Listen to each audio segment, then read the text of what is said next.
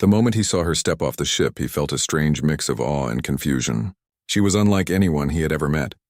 Her skin shimmered faintly under the light, almost like it had its own soft glow, and her eyes were wide, intelligent, and filled with a depth that made him feel exposed, as if she could see every secret thought inside his mind. Around them, the alien crowd paused, their long, elegant bodies frozen as they watched the exchange. But she didn't look at them. She looked only at him.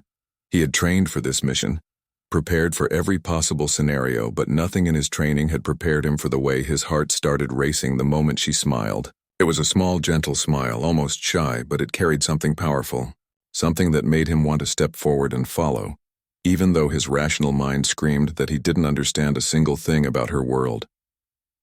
The city around them was overwhelming. Towering structures curved into impossible angles, glowing lines running up and down their surfaces like veins of light. The air smelled strange, metallic yet floral, and every sound seemed sharper, more precise, as though the world itself was alive and watching him. He felt small and fragile, a mere human among beings who had evolved far beyond him. "Stay close," one of his colleagues whispered over the comms, but he barely heard it. He couldn't take his eyes off her. She turned slightly, tilting her head, and he thought he saw a flicker of amusement in her gaze. Then softly, almost a whisper meant only for him, she said words he could barely understand. "You're ready now." He froze. Ready for what? The words floated in the air between them, strange and heavy, yet not threatening. They were comforting in a way he couldn't explain.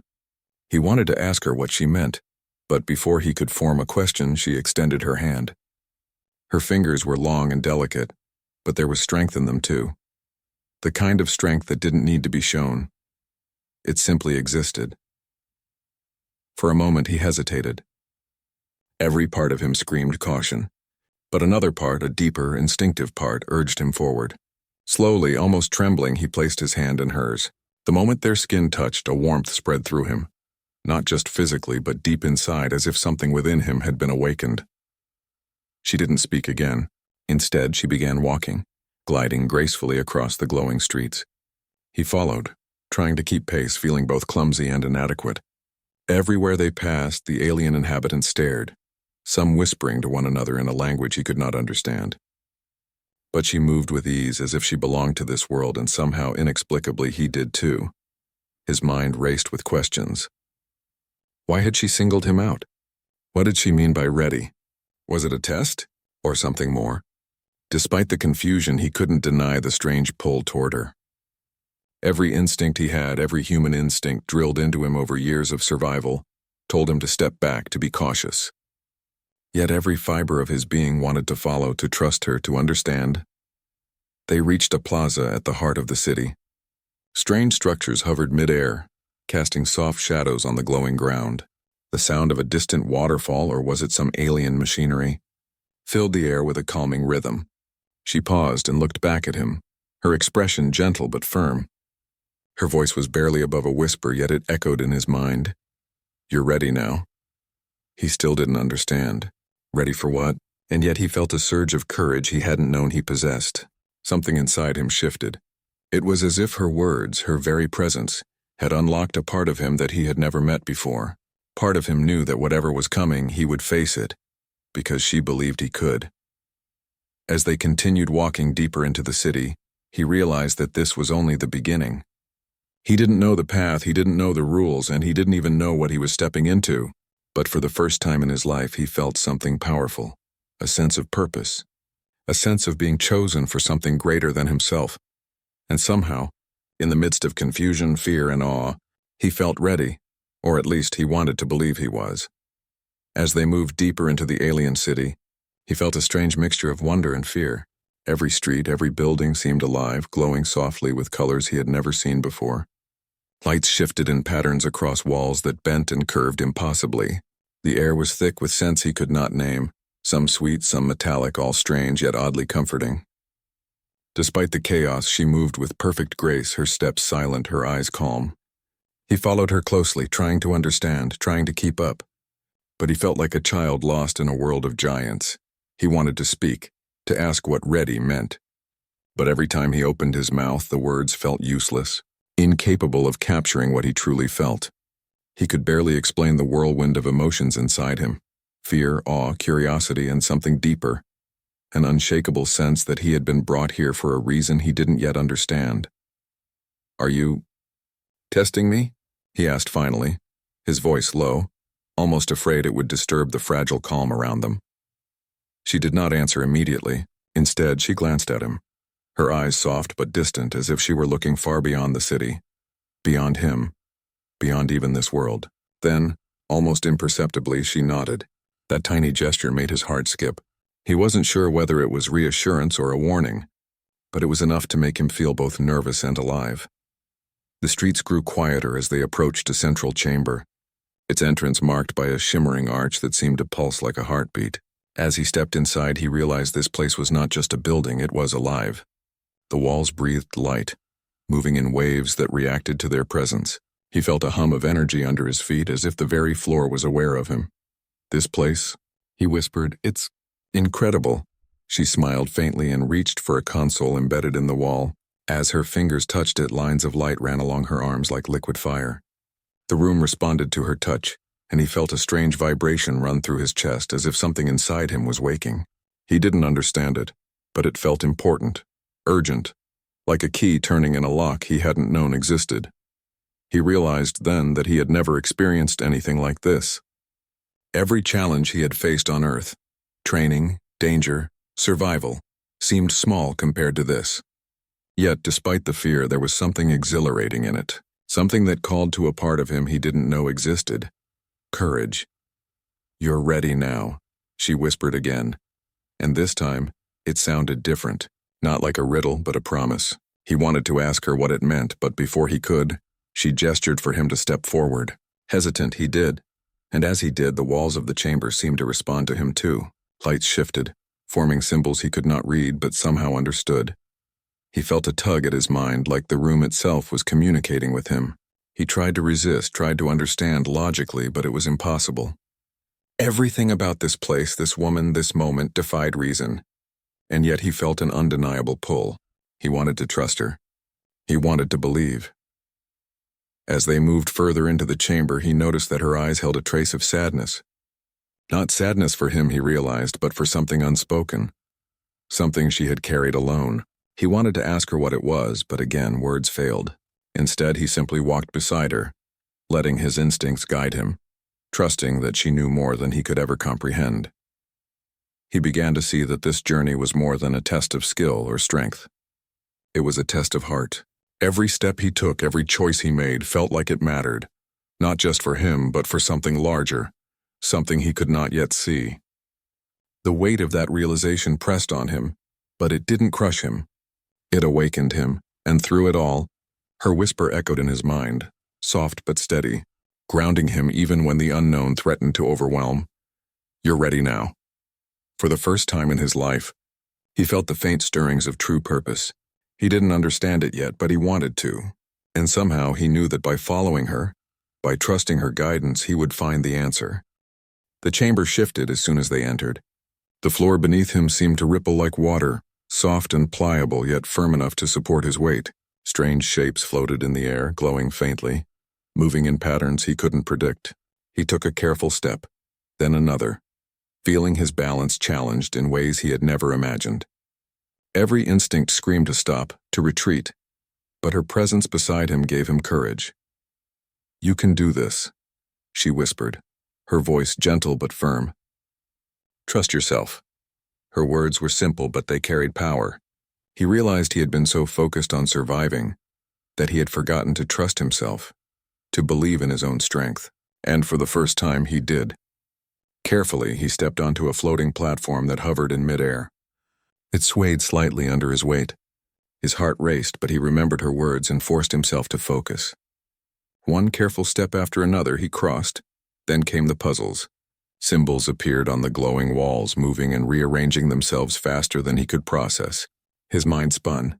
He had no idea what they meant, no guide, no instructions. Panic threatened, but she simply stood beside him, watching patiently, her eyes calm and encouraging. Somehow he began to notice patterns, connections between the symbols that weren't obvious at first. Step by step he solved them, feeling a strange thrill each time the wall responded with light and motion. Next came the creatures. Small, shifting beings, translucent and fast, appeared from the shadows. They were strange, alien, and seemed almost hostile. He froze at first, unsure whether to fight or flee. But then he saw her stance, calm and unafraid, and he understood. Fear would not help him. He moved with care, predicting their movements, dodging when necessary, and slowly, he began to see that he could act, that he could adapt. Every time he succeeded, she whispered the same words, "You're ready now." At first, they confused him. Ready for what? But as the hours passed, he started to understand. She wasn't telling him he was ready for some simple task. She was telling him he was ready for something greater, something he had never faced before. Something only a human could do. He stumbled several times, tripping on the shifting platforms, nearly failing the puzzles, misjudging the creature's movements. Each failure made his heart pound. Each misstep made him question himself. But she never scolded or criticized. She simply nodded, whispered encouragement, and let him try again. That patience, that faith in him, struck him more deeply than any victory could. By the end of the trials, he was exhausted. His body ached, his mind felt stretched to its limits, but something inside him had changed. He realized he had done things he never thought possible. He had faced fear, uncertainty, and chaos, and he had survived, even thrived. He had adapted, learned, and grown stronger with every step.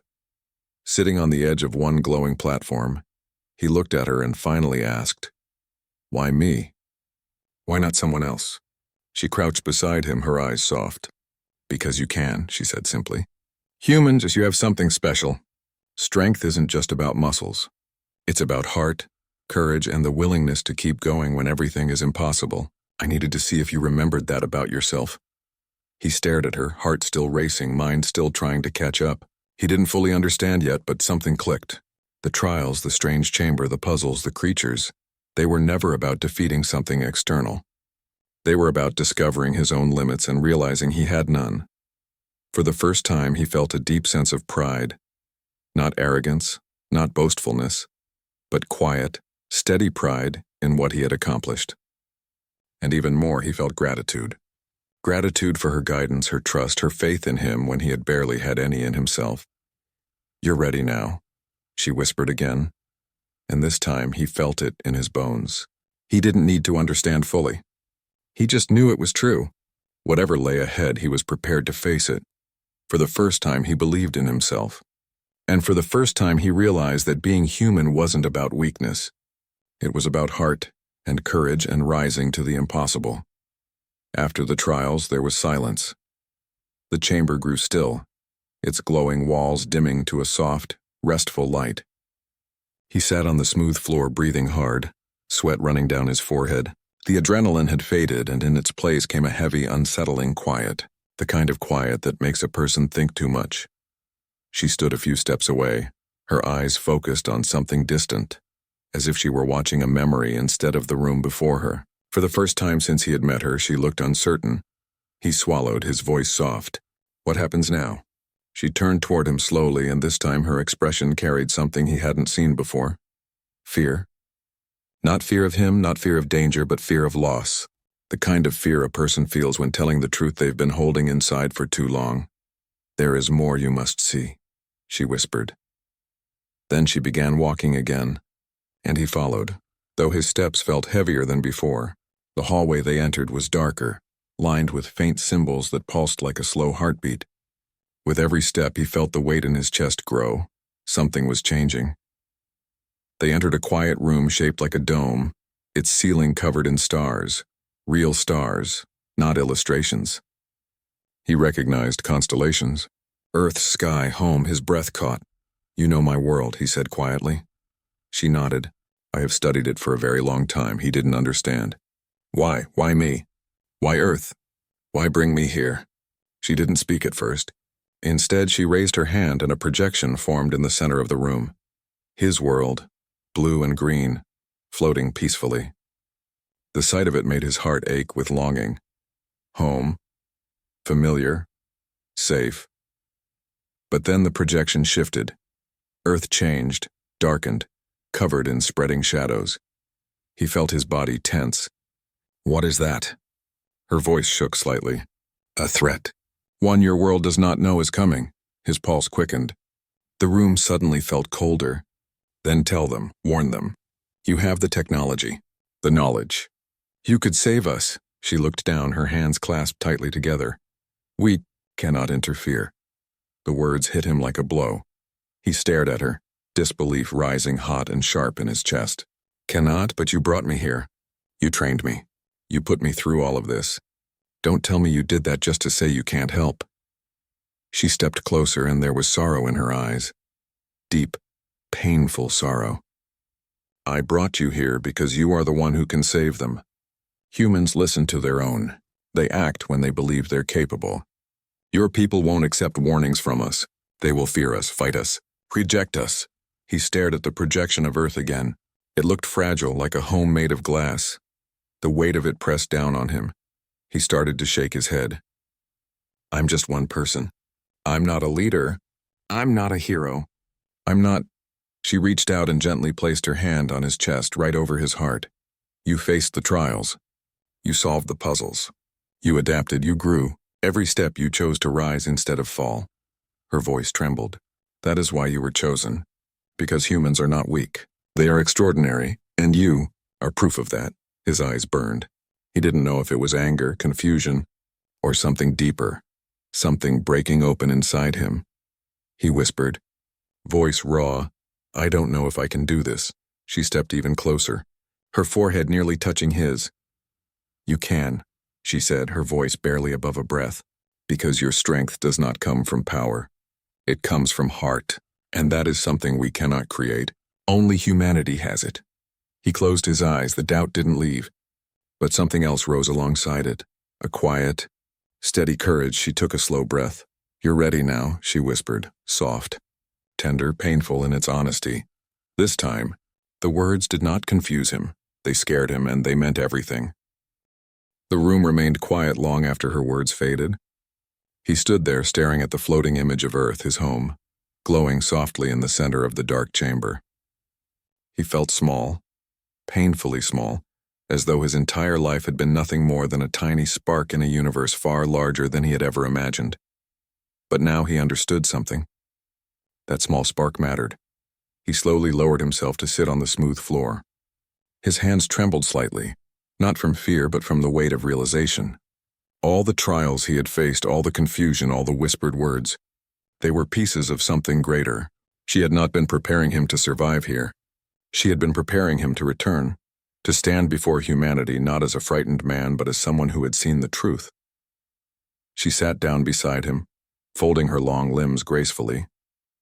For a moment neither of them spoke. The only sound was the soft hum of the machine projecting Earth, spinning slowly in the air like a fragile dream. Finally he asked, his voice low but steady, How long have you known? She did not hesitate. Before you were born. His breath caught. He turned to her sharply. She continued, her voice soft and careful, like she was revealing something sacred. Our people have watched Earth for centuries. Not because we want to control it, not because we want to harm it, but because humanity is special. She paused, struggling for the right words. Your people love deeply, fight fiercely, and never stop trying even when everything seems lost. That is rare. That is powerful. He looked down at his hands. Normal hands, human hands, and yet she spoke of them as if they held something world-changing inside. He thought of his childhood, of growing up believing he was ordinary, of thinking he had nothing to offer, of every moment he had doubted himself. Now here he was, chosen, not because he was the strongest or smartest, but because he was human. His eyes stung, though he refused to let tears fall. What exactly is coming? He asked quietly. Her expression hardened, and for the first time he saw fear flicker through her eyes. A force that consumes, she said. It does not destroy worlds for conquest. It destroys them because it does not see them as alive. It spreads without emotion, without purpose. It is emptiness given form. He felt his blood run cold. And Earth doesn't even know. No, she whispered. Your world still believes it is alone. He closed his eyes. On one hand, he wanted to laugh. How many times had humans looked at the stars and wondered if someone was out there? And now he knew the truth, and the truth came with responsibility. But there was another emotion beneath the fear. Anger, not at her, at the universe. at the fact that something so precious, his home, his people, could be taken. He stood slowly. "Then tell me what I have to do." She looked up at him, and the sadness in her eyes softened into pride, real, deep pride, the kind that said she had believed in him long before he believed in himself. "You must return," she said, "not to bring fear, not to bring panic, but to bring hope, to prepare them, to unite them. Humans fight each other because they have not yet seen the true enemy. When they do, they will stand together." He felt his heart tighten. He thought of cities, families, laughter, pain, all the things that made humans human. Could they really unite? Could they really rise? Yes, he believed they could because they always did when everything was on the line. He turned to her. "What about you?" Her eyes lowered. "My part is finished. I guided you. That was my duty." He felt a sharp ache in his chest, unexpected, strong. "Will I see you again?" She hesitated. Then she stepped closer, placing her hand over his heart once more. "I will always be with you," she whispered. "Not here," she tapped his chest gently, "but here." Their foreheads touched for a brief, quiet moment. Warm, real, human. And then the room began to shift, light gathering around him, pulling him away. He did not speak. He did not need to. He finally understood. He was going home, not as who he had been, but as who he had become. He was ready. When the light faded, he found himself standing on familiar ground again. The alien city was gone. The glowing walls, the floating platforms, the shimmering stars, gone like a dream fading in the morning light. Only Earth remained, a quiet field, wind moving through tall grass, the scent of soil and pine filling the air. Home. But it didn't feel the same. He stood still for a long time, listening to the world he once knew. The sky stretched wide above him. Birds called out somewhere in the distance. The sun was warm on his skin, and yet inside him something had changed forever. He was no longer the man who left. He closed his eyes. For a moment he imagined her standing beside him, silent, calm, steady. He could almost hear her voice, soft as breath. "You're ready now." His chest tightened. He missed her, more deeply than he expected, not just because she had guided him, but because she had believed in him when he hadn't believed in himself. He began walking, unsure of where to go first. The world looked the same, but now he could see things he had ignored before. Fear in people's hurried steps, loneliness in their eyes, the deep divide between them. So much arguing, so much distrust. Humanity was brilliant but fractured. He understood now why she said humans must unite. Alone they were strong. Together they would be unstoppable. But how could he make them see that? He walked to the nearest town. Cars moved along the roads. People talked on phones. Children laughed from a playground. Life went on, completely unaware of the shadow approaching their world. He stood there watching, heart heavy with the truth he carried. He tried to go back to his old life, to the house he once lived in, to the quiet room where he used to sleep. Everything was still there. The same books, the same clothes, the same memories. But the person who had lived here felt like a stranger to him now. He lay awake that night, staring at the ceiling, haunted by her last look, her tears, her pride. The next morning, he made his choice. He couldn't wait for someone else to act. He had to speak. He traveled to officials, scientists, leaders, anyone who might listen. At first, no one took him seriously. They looked at him with doubt, with amusement, even with pity. Some called him delusional. Some dismissed him instantly. Some mocked him. Every rejection hurt, every doubt planted fear. But he did not stop. He remembered the trials, the puzzles, the creatures, the whispers. He remembered that courage was not the absence of fear, but the act of continuing despite it. Slowly, his persistence began to change things. A scientist listened, then another. Then a researcher compared his descriptions with recently detected cosmic signals. Patterns appeared.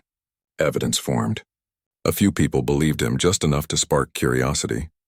Curiosity grew into discussion. Discussion grew into urgency. News stations began to speak of something coming. Debates came. Arguments. Fear. But where fear rose, hope rose too. because now they weren't alone. And in the center of rising voices, there he stood, calm, steady, changed. Not a hero, not a leader, just a human who refused to give up. At night, when the noise quieted and the world rested, he would go outside and look up at the stars. The sky was so vast, so full. Somewhere out there she was watching. He didn't know if she was safe. He didn't know if he would ever see her again, but he knew she had given him something no weapon or technology ever could. Belief. One night, under a sky of endless stars, a wind passed through the grass, soft, warm, familiar. He closed his eyes. Her voice returned, not distant, not fading, but clear. You're ready now. This time he didn't feel fear. He felt strength. The challenge ahead was enormous. The threat was approaching. The world was uncertain, but humanity had always risen in the face of impossible things, and now he would lead them, not with power, but with heart. He opened his eyes. He was ready. Silence filled the sacred chamber after Luthien spoke. Rowan stood there, breath trembling, eyes wide, mind racing. The glowing symbols on the floor had faded. Only the faint light from the crystal ceiling remained. For a moment he did not know whether to cry, laugh, or fall to his knees. Everything he had feared, everything he had avoided, every shadow inside him, he had walked through it. And now he stood on the other side, still himself, but unbroken. Luthien watched him quietly. Her silver eyes were soft, full of warmth that no words could express. She stepped closer, her movements slow and gentle as though approaching a fragile flame. You carried your pain like a weight for so long, she said. But pain does not mean weakness. Pain means you have a heart capable of caring. Rowan looked down at his hands. They were shaking. He remembered the dreams, the loneliness, the doubt that used to swallow him like a dark ocean. He remembered wanting to give up. So many times. Yet somehow something inside him always kept moving forward. Something small but stubborn, like a tiny flame refusing to die.